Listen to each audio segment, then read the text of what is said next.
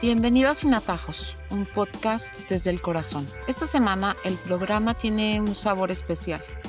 La semana pasada no grabé. La verdad es que aunque tengo varios temas en el tintero, simplemente no me dio el tiempo para hacerlo. Pero esta semana no puedo callar. Hay acontecimientos a mi alrededor que me tienen helada. Y siento que es mi responsabilidad desde este micrófono ponerles palabras. Hoy quiero hablar de dos noticias muy recientes que parecen sacadas de un mal sueño, pero que son terriblemente reales. La primera ocurrió en Michoacán, México. Un adolescente de tan solo 15 años que presumía armas largas en sus redes sociales como si fuera un trofeo, terminó matando a dos maestras.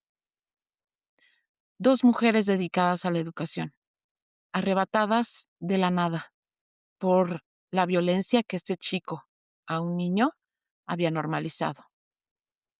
Esto no solo es un hecho violento, es un síntoma de una enfermedad espiritual profunda. Según datos del secretario ejecutivo del Sistema Nacional de Seguridad Pública, en México, los delitos cometidos por menores han ido en aumento y el acceso a armas de fuego sigue siendo un factor crítico en la violencia escolar y social. La segunda me llegó desde España. La eutanasia otorgada a una mujer de 25 años. Sé que es un tema complejo, pero en el contexto de esta semana se suma esa sensación de que la vida humana se está volviendo algo demasiado descartable. Por un lado, un joven que no valora la vida de sus maestras. Por el otro, una sociedad que bajo el argumento de la muerte digna comience a normalizar la facilitación de la muerte. Justo ayer, viendo con mi esposo una película del 2006, Los Niños del Hombre, no podía dejar de hacer conexiones. Si no la han visto, no se la pierdan. Aunque les advierto, es espeluznante. Retrata con una crudeza impresionante cosas que hoy empiezan a ser normal. En la película aparecen esas cajitas para poder morir en tu casa. La ausencia de nacimientos, la deshumanización del trato a los migrantes y sobre todo la falta de esperanza que se respira en el ambiente. El protagonista pierde a su hijo en medio de una pandemia de gripe. ¿Les suena familiar? Siempre he creído que la literatura, el cine y los medios empiezan a anunciar acontecimientos que en el pasado no creíamos posibles. Por eso la ciencia ficción me apasiona tanto. Autores como Julio Verne, que anticipó los viajes espaciales y submarinos, George Orwell, que en 1984 nos habló de un mundo de vigilancia constante, que hoy vivimos con las redes y la inteligencia artificial, o Ray Bradbury, que en Fahrenheit 451 advirtió sobre la quema de libros y la cultura de la ignorancia. ¿Qué pasaba en la mente de estos genios para adelantarse con tanta precisión? A veces me pregunto si el pecado del humano es previsible, porque las dos cosas que lamento, el adolescente asesino y la chica que murió, son producto de un mismo árbol, la pérdida del valor sagrado de la vida. Es el pecado estructural de una humanidad que decide quién vive y quién muere, y quién es desechable. Y aquí es donde esto me golpea de frente, no solo como persona, sino como docente.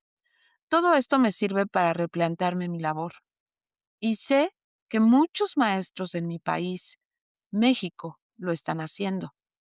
Las autoridades educativas también, aunque a veces parezca que vamos en dirección contraria. Pero ¿qué hacer en medio de la tormenta? Las estadísticas son duras. Según datos del INEGI y diversos sindicatos magisteriales, el índice de maestros que están dejando la profesión ha ido en aumento. No solo en México, en el mundo. La razón, mala paga, un trabajo cada vez más estresante y la demanda de hacer de todo menos enseñar.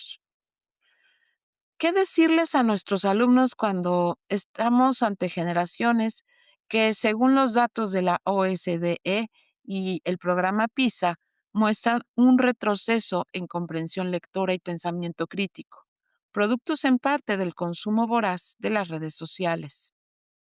Además de que se está demostrando que esta generación es menos inteligente que las anteriores. ¿Qué hacer ante un Estado que parece querer controlar más y resolver menos? Y no solo aquí. Miren lo que sucede en el gobierno estadounidense, donde ya se anuncia el uso de robots para impartir clases en escuelas públicas. ¿En serio? ¿Vamos a reemplazar el contacto humano, la vocación, por algoritmos? Es un panorama desolador, lo sé, pero aquí es donde quiero aferrarme a algo. En medio de la oscuridad siempre hay esperanza. Recordaba hace poco la historia de las mujeres judías que salieron libres de los campos de concentración nazi.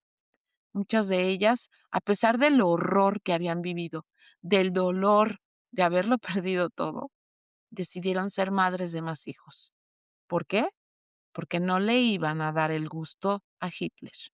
No iban a permitir que su legado como nación desapareciera.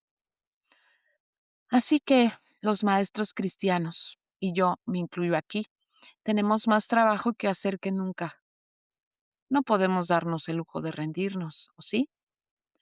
Tenemos que levantarnos con esperanza en medio de esta oscuridad cultural. Seguir enseñando la verdad a esos chicos con los que nos tocó lidiar todos los días y hasta con sus padres. Enseñarles que valen, que su vida tiene un propósito, que no son un número ni un dato, y que la tecnología está para servirnos, no para anularnos. Estamos hechos a imagen y semejanza de Dios. Así que en lo personal, estas vacaciones que empiezan, voy a hacer una pausa, pero no una pausa de evasión, sino de carga. Voy a cargar pila espiritual. Necesito llenarme de esperanza, de oración, de propósito para seguir adelante. El tiempo que nos quede. No sé si será mucho o poco, pero mientras estemos aquí, hasta que Cristo venga, vamos a seguir siendo luz en las aulas. Gracias por acompañarme hoy a Sin Atajos.